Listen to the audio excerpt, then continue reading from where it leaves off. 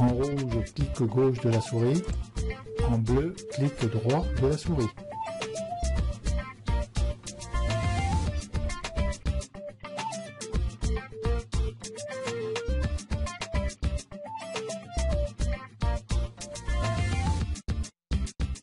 Nous allons voir maintenant l'affichage secondaire de Lightroom. Cet affichage secondaire, nous avons ici l'affichage en mode grille où on peut, en passant le curseur sur les photos, on voit défiler les photos et on va pouvoir éventuellement cliquer sur les photos pour les voir apparaître.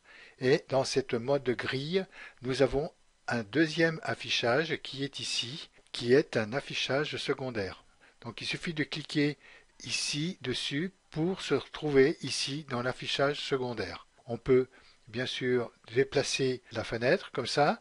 On peut se mettre ici en mode grille. On a le mode grille, loupe, comparaison et ensemble comme dans l'affichage principal qui est ici. En se mettant ici en mode grille, on peut aussi régler la grosseur des vignettes et réduire aussi cette fenêtre afin de pouvoir travailler sur les deux affichages en même temps. Cet affichage vient se compléter ici à l'affichage de la galerie des filtres, mais il y a un plus parce que cet affichage va permettre de voir des grosses vignettes, qu'ici on est vraiment en petites vignettes, donc il suffit de retourner ici et d'agrandir les vignettes pour voir que bientôt, en réduisant pour pouvoir travailler sur les deux affichages, on a une vignette de chaque côté et où on peut circuler dedans. Cet affichage va nous permettre, quand on est sur une photo, de voir cette photo en grand et où ça va être vraiment utile,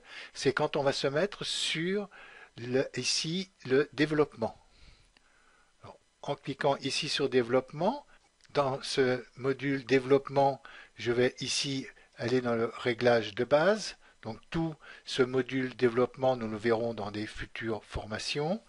Et ici, je vais mettre plus de température sur cette photo. Alors on va pouvoir voir le travail qui est ici et qui est aussi sur cette grande icône-là.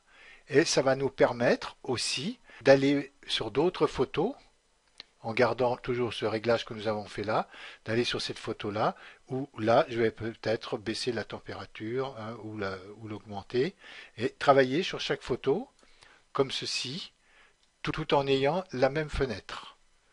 Donc là, c'est pareil, je pourrais un peu naviguer dans cet affichage comme ceci.